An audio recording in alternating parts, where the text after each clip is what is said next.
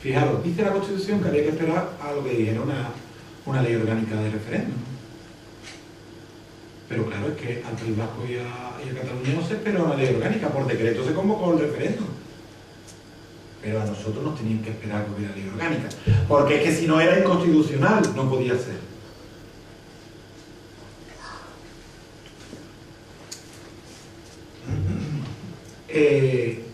Y además tenía que salir, según dice la Constitución, que luego la ley orgánica vino a endurecer esto, porque decía que había que esperar 5 años si no se conseguía este trámite, había que sacar la mayoría absoluta de los electores de cada provincia, y además de cada provincia, no valía en conjunto de Andalucía.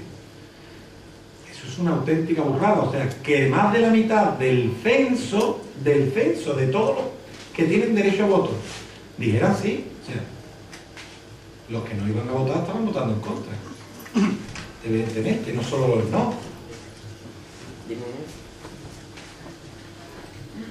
Si se hubiera seguido este criterio, la Constitución no hubiera sido aprobada, porque no alcanzó esta cifra en 7 provincias, las 4 gallegas y las 3 vascas. Tampoco se hubiera aprobado el Estatuto Vasco porque no hubiera llegado a ese tope en Álava, ni el catalán porque no hubiera llegado a ese tope en Tarragona.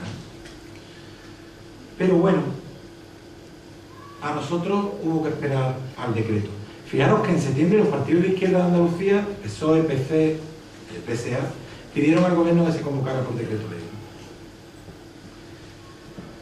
Bien, se aprueba la ley orgánica de referéndum, se publica el 23 de enero, como os digo, tiene un artículo pensado para castigar la vía del 151, que hay que esperar otros 5 años si se fracasa. Y se hacen muchísimas enmiendas que no prosperaron. Si cogéis el texto de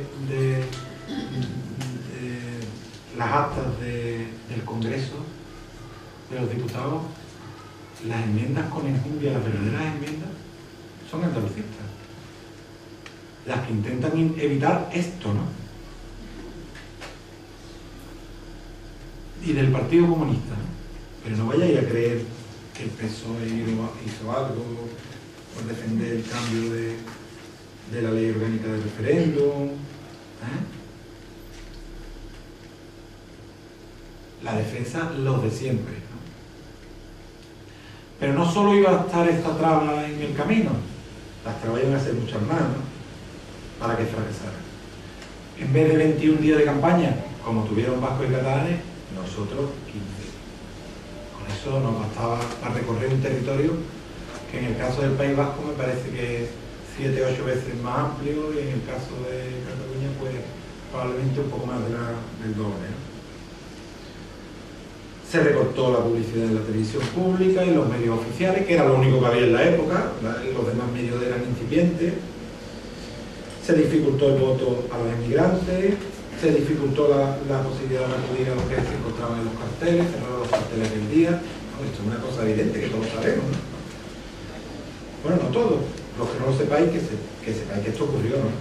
Los muertos aparecieron en el censo, por lo cual estaban votando que no, porque era abstención. ¿Cómo iba a salir? Que es posible que saliera, y al final no salió nada más que en Almería, y por unas pocas abstenciones, 20.000 abstenciones, pero 20.000 abstenciones, no salió. ¿Cómo no iban a dar autonomía? Fijaros la pregunta, además, con una pregunta ininteligible, decía: ¿da usted su acuerdo a la rectificación de la iniciativa prevista en el artículo 151 de la Constitución a efecto de su tramitación por el procedimiento establecido en el dicho artículo? Con un nivel de analfabetización en Andalucía bestial, ¿eh? Fijaros la pregunta que hace. Clavero recoge en uno de sus libros una frase que me gusta transcribirla, que dice: con el sentido del humor propio de la tierra se decía que un pueblo que era capaz de enterarse de la pregunta que se hacía en el referéndum era desde luego capaz para gobernarse con la autonomía del artículo 151 de la Constitución. Y evidentemente así fue, ¿no?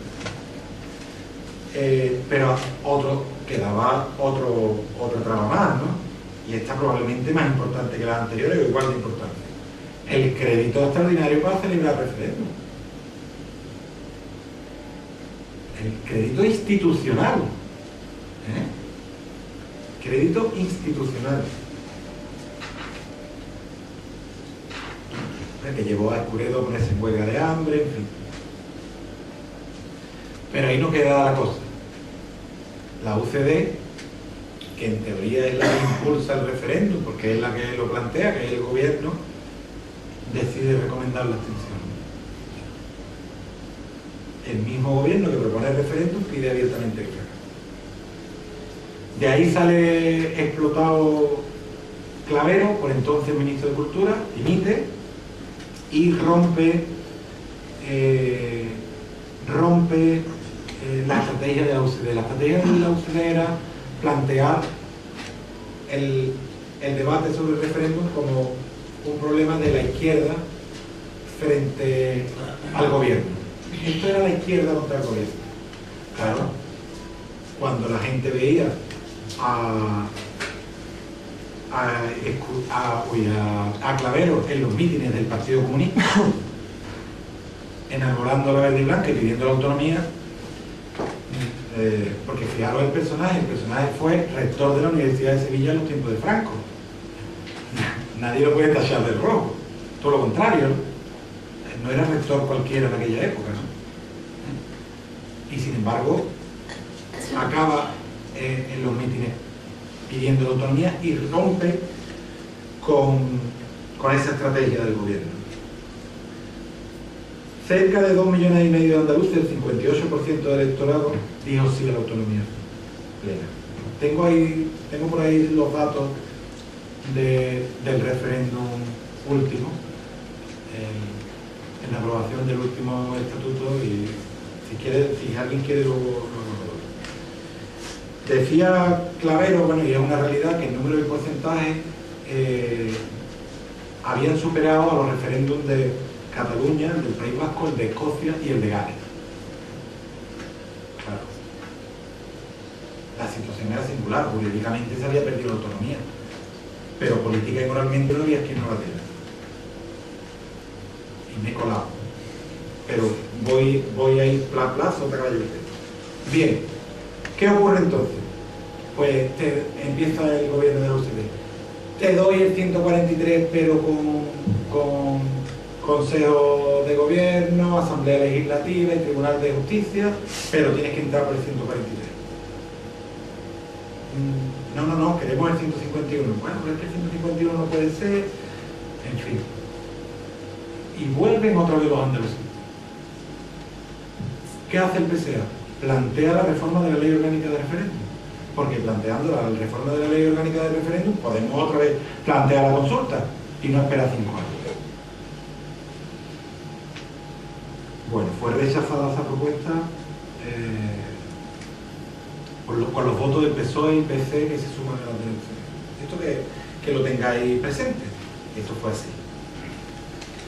Posteriormente presentan una propuesta de reforma constitucional. Esto es descabellado. 2 años después de aprobarse la Constitución y después de 40 años con el Tito Paco dando la que dio, ¿cómo vamos a reformar la Constitución, no?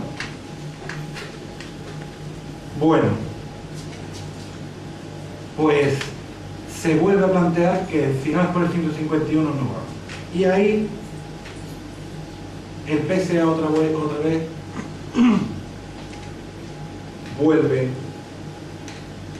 a intentarlo con otra propuesta. Basta con la UCD que el desbloqueo se haga a través del artículo 144, el de motivos de interés nacional, que no estaba previsto para la autonomía del 151, sino para la del 143.